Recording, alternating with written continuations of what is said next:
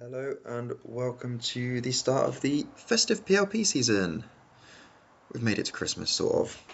7 of the next 15 days, going from the 20th until the 3rd of January, filled with highlights from League 1, League 2, National League Prem, and even the FA Cup at the start of the 2026 as well. I'd like to think they'll all go out on the dates that I've scheduled, but one of those is the 25th of December, so for some reason I might be a bit busy on that day. We'll see.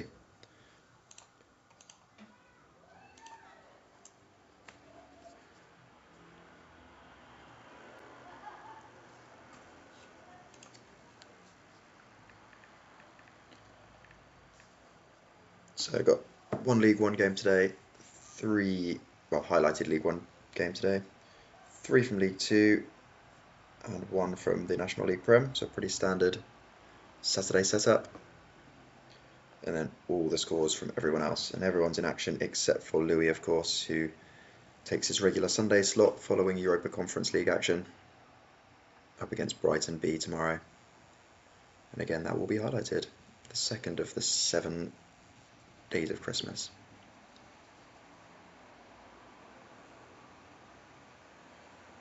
Also in amongst all of the actual match action, we've got the next transfer window opening, which I'll admit I'd kind of forgotten until just now.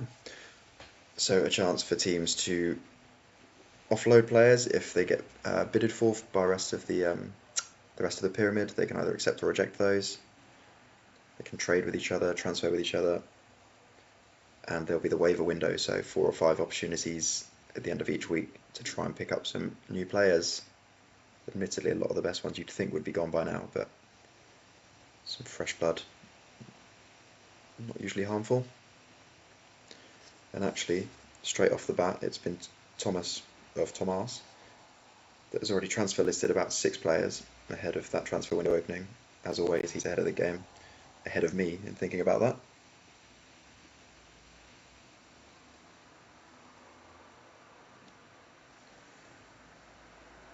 It's a little bit surprising, actually. He had such a extensive transfer list allocation, considering he's been the informed team in League 1 in recent weeks.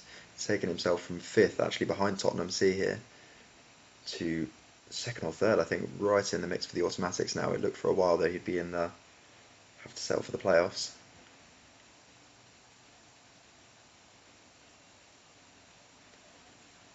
Much changed side for him today, especially in those attacking positions. Giroud with a lot of injury problems this year getting a rest, and Ansu Fati, the makeshift striker, stepping in again.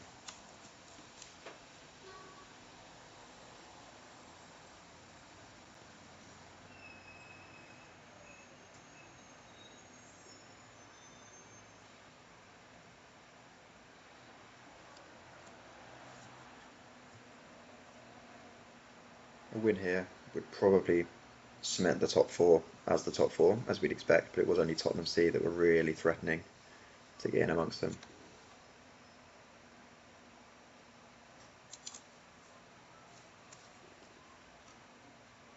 Three changes at half time. I did say the other day, I think there'll be quite a lot of rotation just purely because of the deluge of games.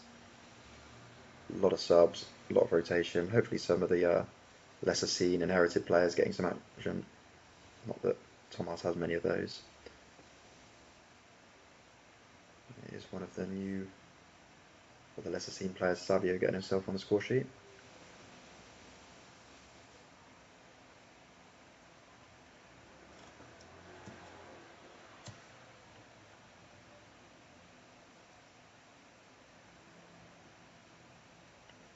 And this should see it off.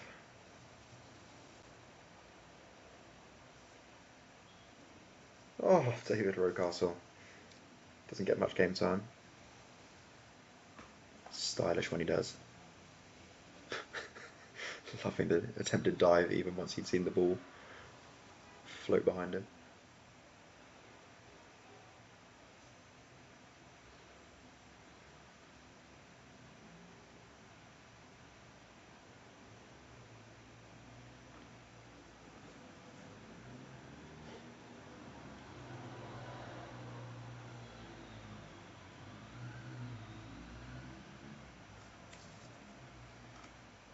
Just looking at those transfer listed players, seeing if any are in action today. I think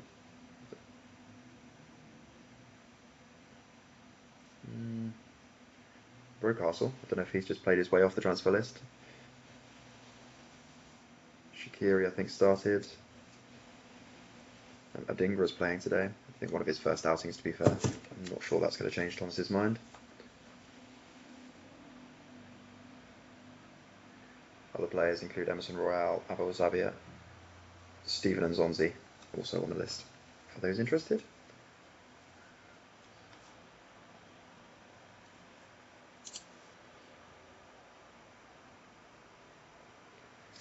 Good win and very good form going into this busy Christmas period.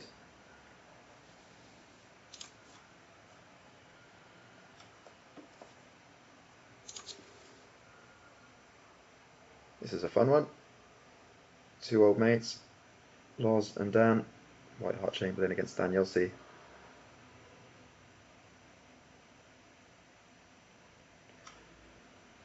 Actually, it's been a bit of a reversing of fortunes from last season where Dan made the playoffs, went out in the semi-finals, but was in the top six. Lawrence, meanwhile, had to suffer sort of mid-table mediocrity for most of the year, but this year he's challenging for the automatics. Well, Dan is struggling. And that's not going to change that particular pattern. So that's Isak's 10th goal of the season, but I'm pretty sure about 7 of those came while playing for me before I kicked into the curb.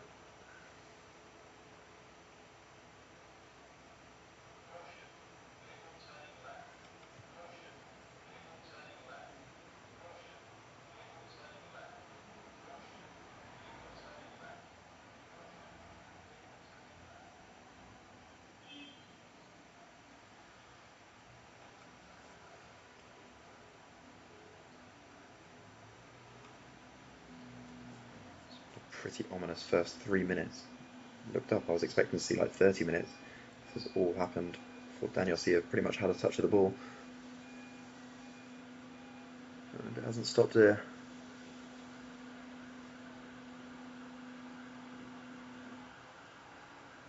Højbjerg coming off the back of a hat-trick in midweek in the Carabao Cup as he got through to the semi-finals, seeing off Sunderland A quite comfortably. It was 6 in the end. 3 of them coming courtesy of a defensive midfielder.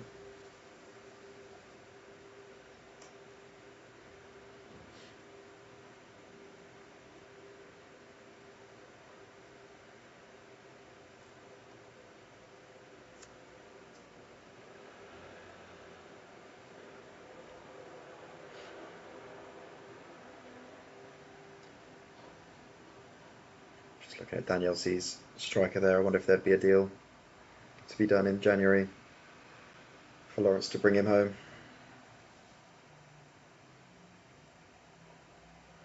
Play past the parcel with Alexander Isak until he finds someone who wants him.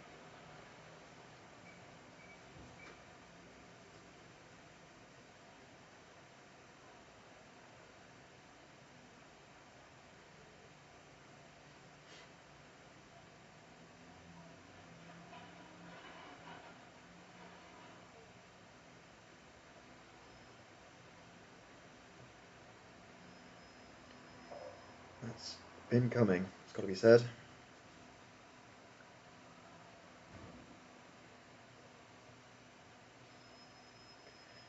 You'd think Scott Parker and Højbjerg as 2 centre midfielders, not hugely groundbreaking, but certainly working this season like it didn't last year. There he is.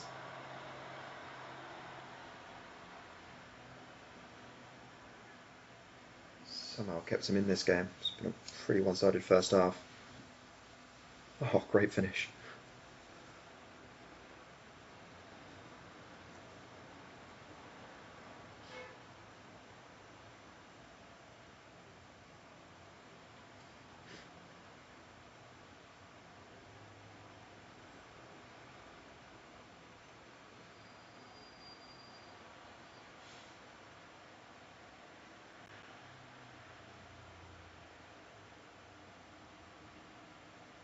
Only 2-1. The one goal coming as the only shot on target.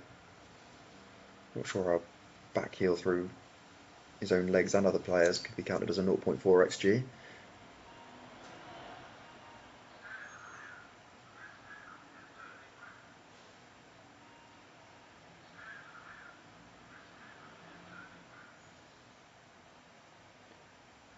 Apologies, you can hear the massive security van outside saying this vehicle is turning left. I think he's just referring to Wilfred Boomer trying to move.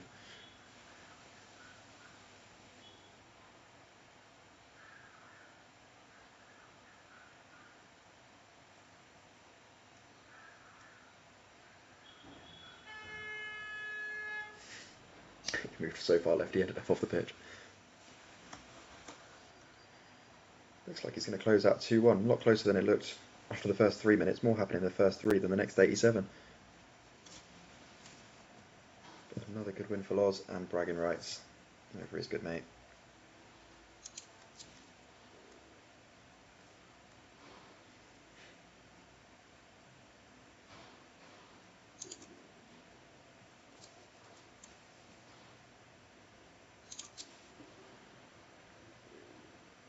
It's the Dan City derby.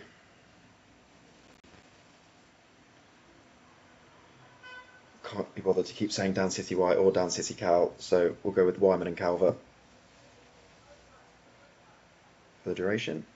As you can see there, quite a difference in league standing, but I mean, Wyman's got 6 games in hand, which would actually take him above Calvert if he won all of them. Unlikely to, but you never know.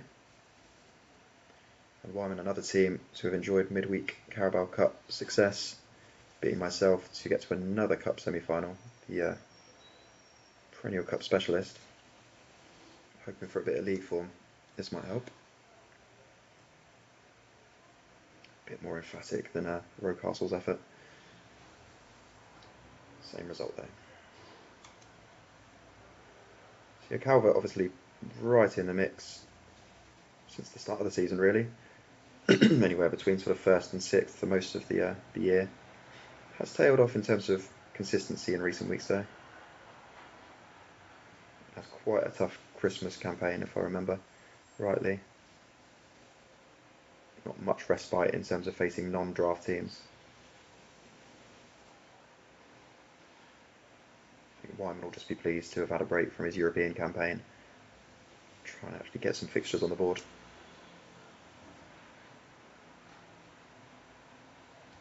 Same goes for Louis, myself and Matt Warrington as well.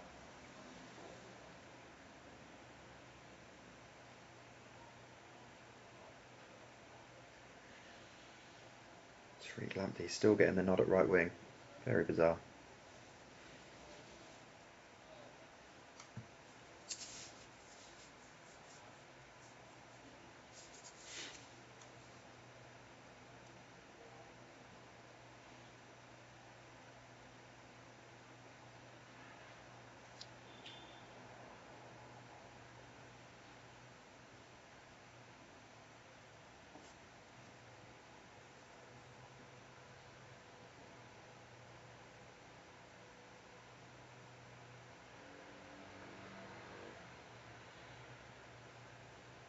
Not sure what Louis van Gaal's thinking is since coming in as Wyman manager. Obviously, other than winning this game quite well. But the Tariq Lamptey at right wing experiment, making way for usually 4 centre-backs across the back.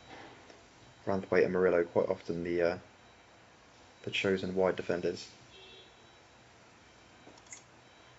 Overlooking the likes of Lamptey, and to be fair, actually looking at that list, I can sort of see why. Kieran Gibbs, Leif Davis, a bit short on the full-back front. Maybe something to bear in mind in January.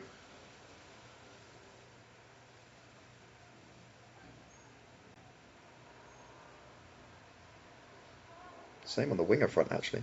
So looking at why Lamptey plays out wide, but pretty much all of his midfield options are central or sort of number 10s.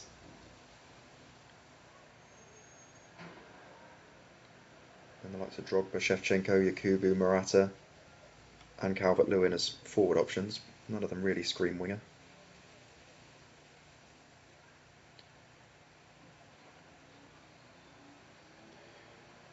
Richard Dunn definitely doesn't scream right back, which is why Akanji shifted there now.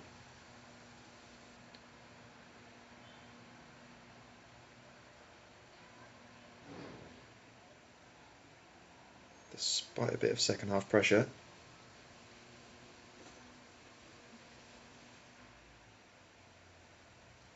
Digging in.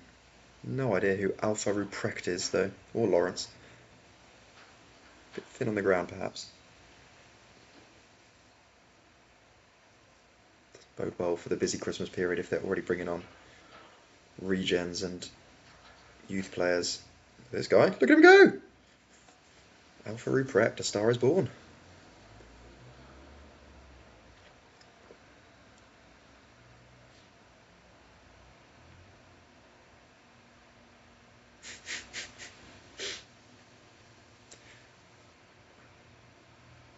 Some sort of like android.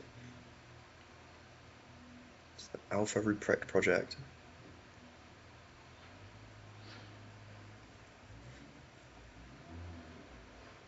Cracking defending there.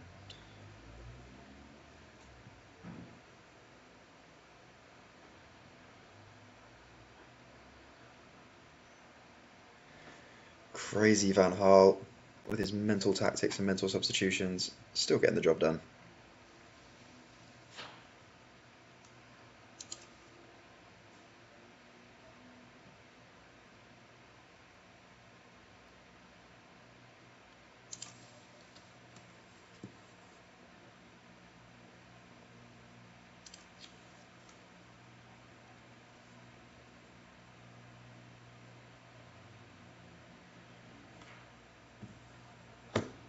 I was going to phrase this as a mid-table clash. A bit harsh on Dauncey this year, who's been sort of hovering around the playoff places occasionally.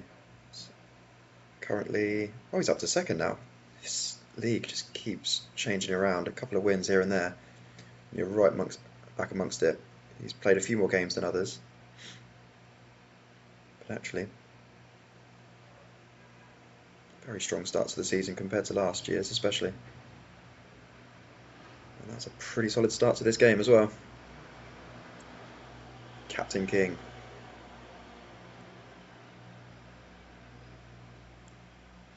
And Mr. Pyjamas in goal again, leaving a lot to be desired.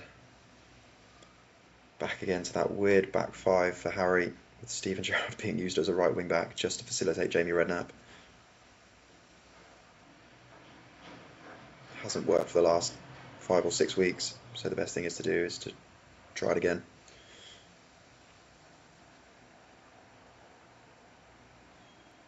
Inevitably in the second half, Redknapp will come off, Gerrard will go to centre mid, they'll bring Munoz on at right back and suddenly look a lot better. The problem is it's normally too late by that point.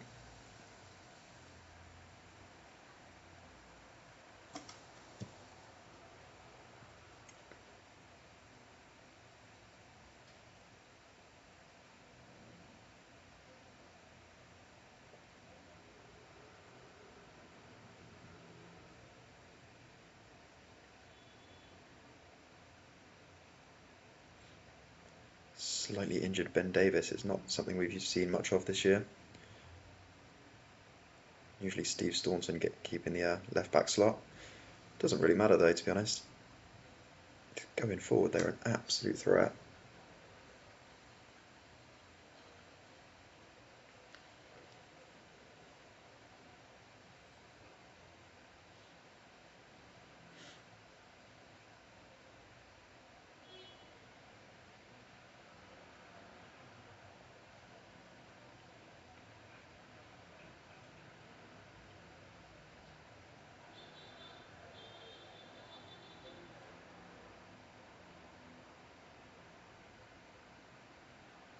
It's only really that counter-attacking threat that Harry Pally has at the moment, with such a defensive formation and all of their most dangerous players basically sitting on the toes of Martin Keown.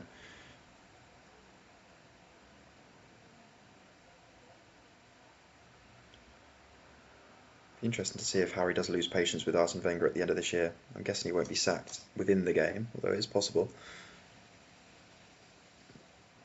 I don't know if Harry might fancy a bit of a change. Nothing to lose. Promotion probably unlikely this year again. Such a fun team. Desperately needs a keeper and a new formation.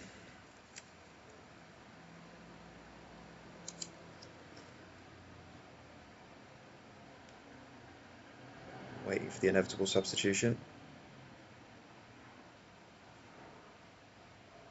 Or at least shift around.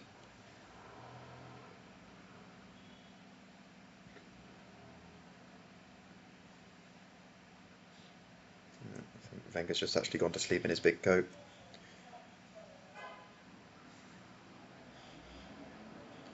Not a single change. Why would you? You're only 2-0 down. And you've got 6 games in the next 2 weeks. Well, pretty much what I predicted. Clinging on for a 2-0 loss.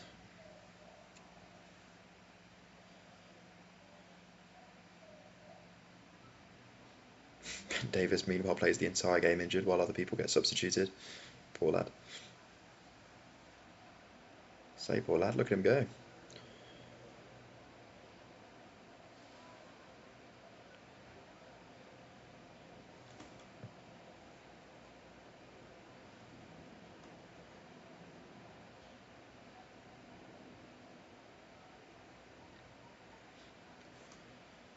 Oh, that could put him top. Very much in the automatic places going into Christmas.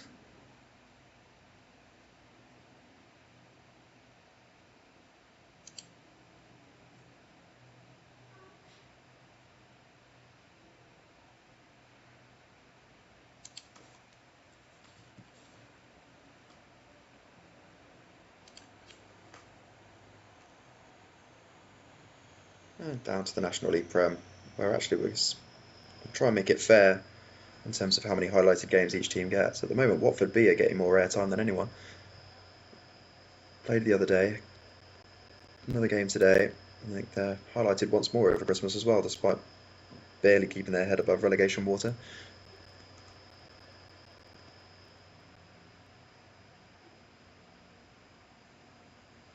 Got absolutely battered by OTB Craig, the league leaders, the other day. You'd expect a similar outcome here, as per an Alpine 3rd-minute goal.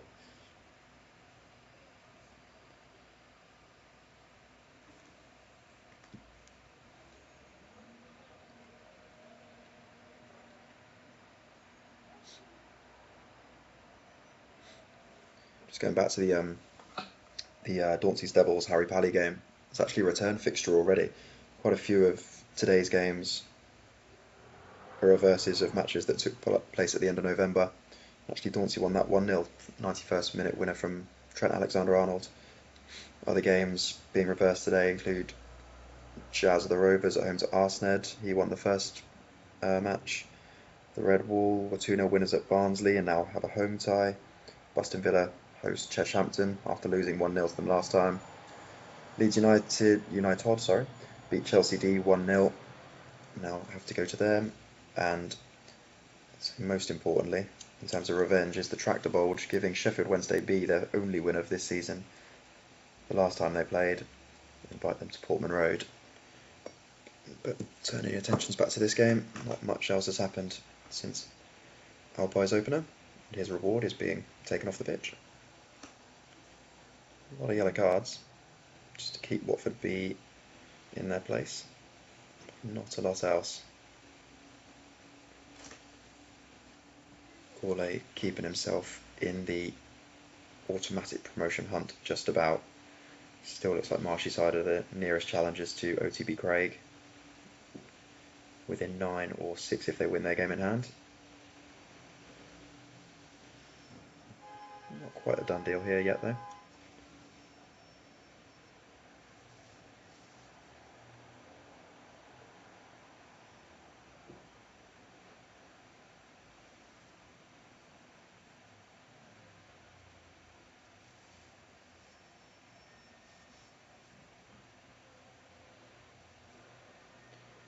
This does have quite an ominous feel about it. Oh, red card. That's the ominousness.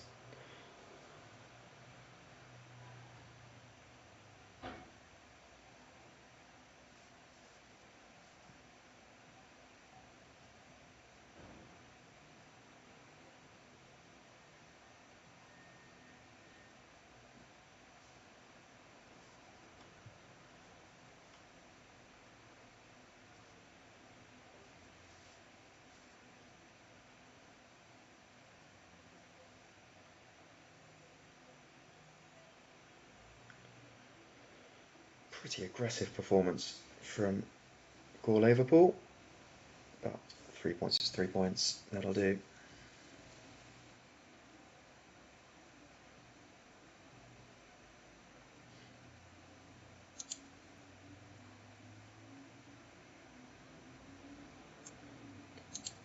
Now go back through the rest of the scores from today. Go back up to League One as we always do, and a completely shocking results straight out of the traps.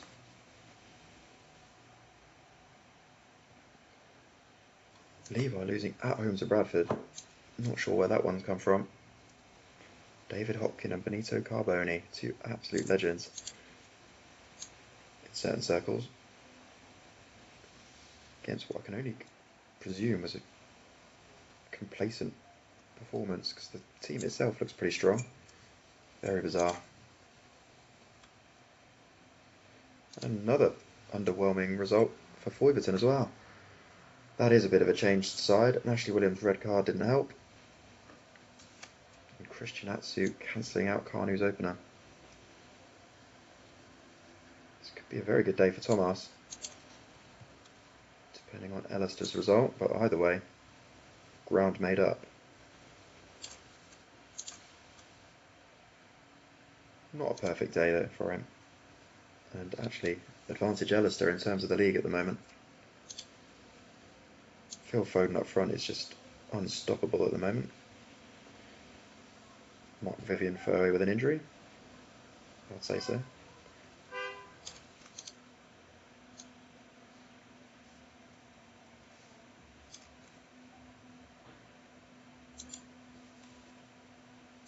Down to League Two. Classic Gareth Southgate England goal scorers there, Harry Maguire and Jack Grealish.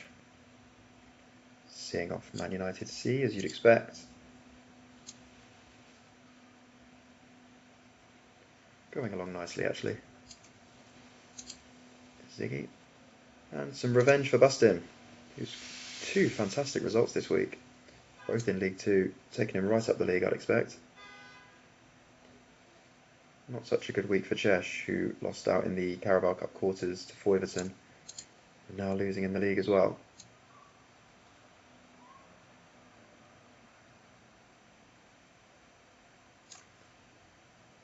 Well done, Paul. Comfortable win for Alex. That's his third on the spin, I think, or at least 3 out of 4. And he's right in the playoff picture as well. He was the worst performing of all drafted teams in League Two at one point, not so long ago. He's put together a brilliant run of form in the last few weeks. Dark horse to say the least. A drab 0-0 for Jazz and Arsened. And actually not a bad result for Ned, who's been in a bit of free fall recently since the great starts of the year. But 0-0 away at one of the league's informed teams. I'm sure he'll take that. Two Arsenal fans shake hands and move on.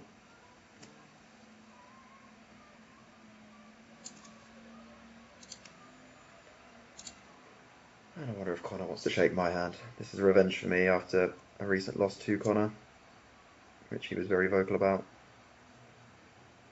Hell surprise, Jonathan Woodgate gets injured, but who cares?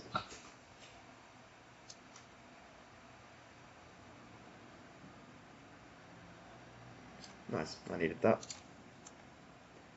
But Tom Wall does not need this. 1-1 draw at home to Barnsley. It's about on par with Levi's mistake. It's actually worse. There's no Benito Carboni's in that team.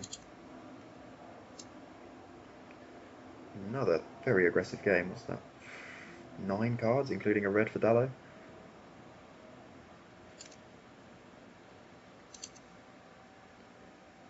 And revenge. Hard fought revenge, but revenge nonetheless for Bolge. Took a Darren Bent penalty. Bent barely been playing, so I don't know what kind of rotated team I can expect here. Solid 5.9 by the legend Florent Malouda. Bit of game time for Matt Holland and Finidi George, who can't be kept on the bench at the moment. I think he just runs on without him being asked. And a nice expected win for Warringham, who right in amongst the automatic promotion places. at least the equation of it. Haaland back in the team, and actually not on the score sheet, but a lot of his form recent weeks has been without Haaland, which is quite ominous. Shoot down to the National League Prem. Marshyside doing what a lot of others haven't recently, and that's beating Charlton's 2024 team. Cheshamton's son with second half goals to secure the 3 points. Comfortable 2-0 for Luton as well. Good week for him. Mangala injured can only mean one thing: the return of Tom Lockyer. Merry Christmas, Tom.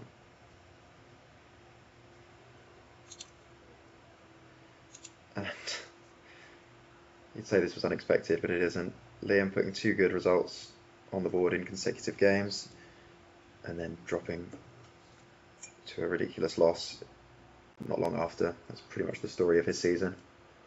He'll still get in the playoffs, I'm sure, but these results really have killed any chance of automatic.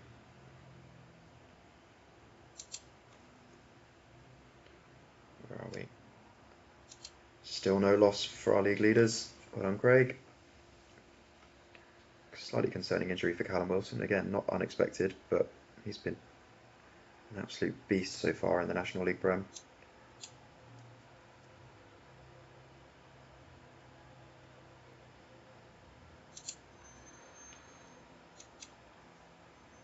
I suppose any away win on FM is a relief, as it is here for Craig. Dion Dublin, the late winner. I think that might be his first goal for Nottingham Giant. Aided by a Kamari Doyle red card.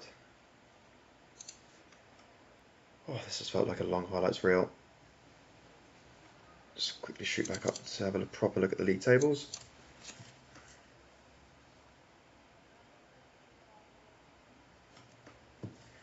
And it is Thomarse now up to second. Admittedly, Foyverton and FullofStrangeham both have games in hand on the top 2, but Ellister now in a really strong position at, for them, the exact halfway stage of the season.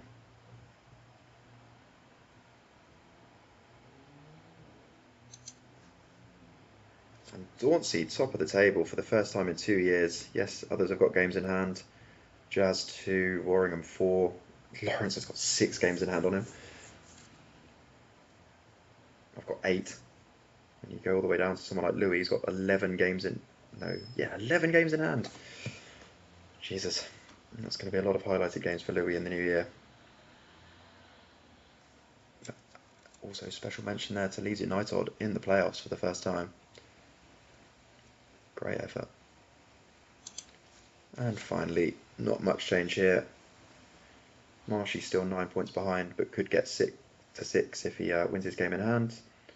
Gourlay also close in on Craig Daniels at Nottingham Giant. And then it's Luton and Liam slightly adrift. And actually Crystal Palace C closed the gap on Liam in 6th. You wouldn't expect that to be an issue long term, but he still isn't comfortably in the playoffs. Burnley B, Bournemouth B both present slight dangers. Just have a quick look to see if there's been any manager sackings. Not in England. Right, so that's our first of 7 Christmas rounds done. Next up will be just a game for Louis against Brighton B tomorrow. And then we're heading very quickly towards the 25th. See you then.